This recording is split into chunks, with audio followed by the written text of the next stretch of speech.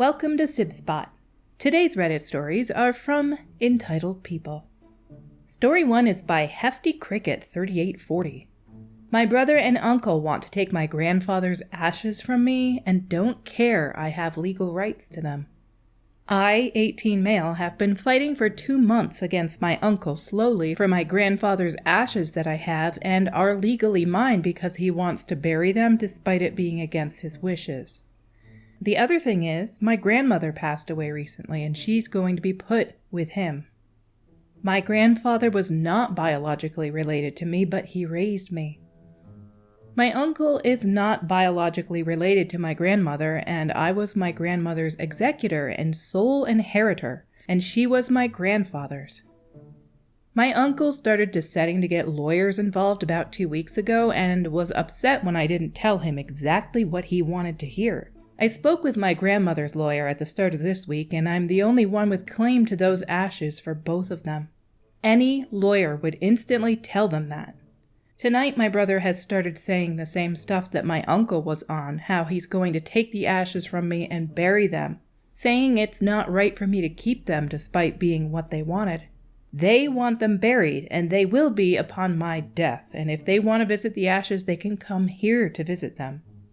If they want somewhere public to visit, they can dedicate a bench to them at a park. My brother is stating that my grandfather wrote a will on a piece of paper that wouldn't even have worked anyway because it was not legally signed. My brother is also stating that he will get lawyers involved and he's getting upset with me because I'm not giving him his way. I've already contacted the police and I'm waiting for them to contact me back to see if I'm able to use police support if need be. I will update when I have an update. Update 1. Sorry I haven't updated until now. I was busy trying to deal with a lot of stuff today and try to figure out what to do. Before I go into this update, I want to thank everyone who has given their actual advice. Sadly, I do not have enough money where I could afford to get a safety deposit box. My family knows I'm not rich by any means, and that's why they're threatening to bring in lawyers. For those calling me entitled, saying just give them the ashes, clearly you guys aren't reading it, because I explain it's a lot more difficult than that. My grandmother and grandfather wanted their ashes together, and that's what I plan on doing. However, my grandmother's were to go to me, and I decide to do with them when I'm ready.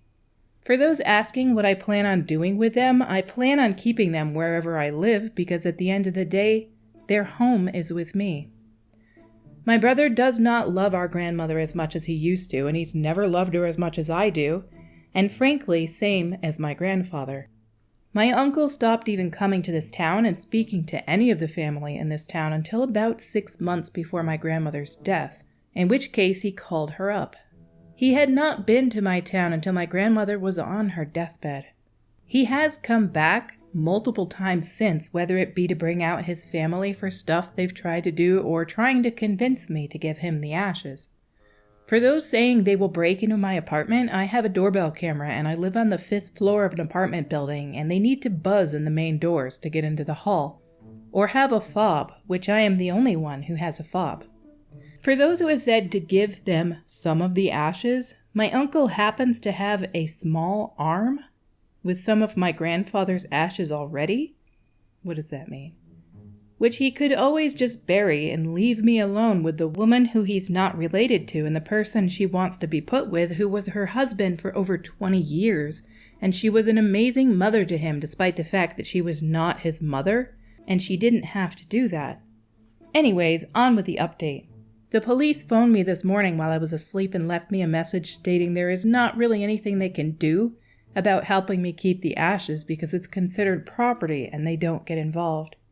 At the moment, the ashes are with my father, which despite him knowing I want them back, he's insisting on keeping them until sometime next week. I will fight my father to the nail. I looked it up, by the way. The phrase is actually tooth and nail, not to the nail. On the down low until I get everything of mine that that man has, and then I will go low contact with him because I cannot just cut him off because he is invited to events that I'm invited to and he still lives with 2 of my siblings. I spoke with him about trying to get the ashes back today and he told me I could, and the way he said it, he had me scared to the point I phoned the police to try to get help.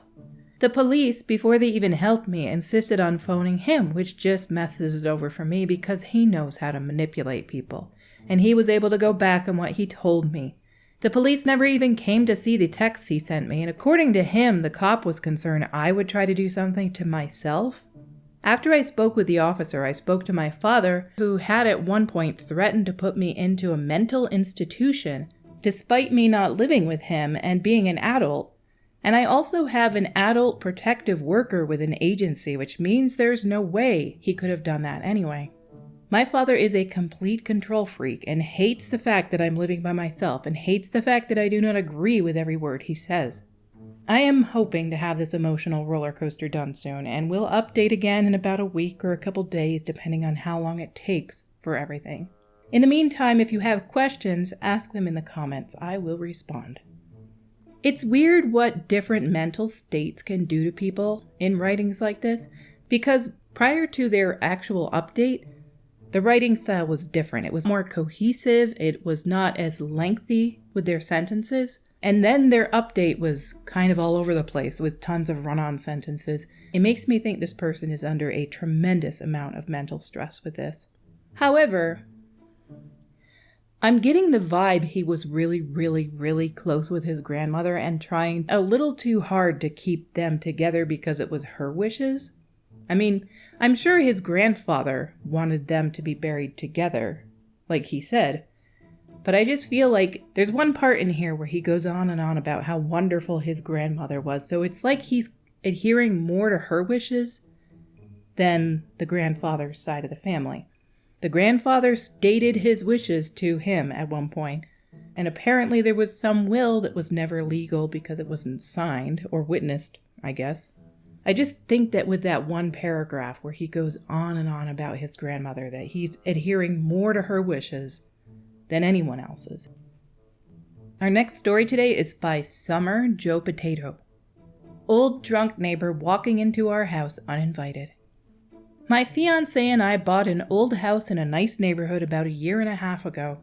So far, our neighbors are fine. Our direct neighbors are actually our best friends. The guy behind us, though. His name is Bob. Bob used to own our best friend's house, and because our house was abandoned for a while, he'd taken care of the lawn. Once our friends bought this house and he moved to the house behind ours, he put in a gate so he could cut through their backyard to get to the other side of the block. Obviously, that's not cool, but whatever. They've asked him to stop repeatedly. When my fiancé did a walkthrough of the house before we moved in, Bob walked into the house where my fiancé was literally walking through and started telling him what he should do with the inside of the house. He was insisting on doing this or that. It was very annoying. He really feels like he knows best. When we bought the house, we had plumbers over. It needed a lot of work. Who decided to just walk right into our house uninvited, didn't knock or anything? Bob. Walked in like he owned the place. The plumbers were very confused. Again, he started offering unsolicited advice and directions to the plumbers.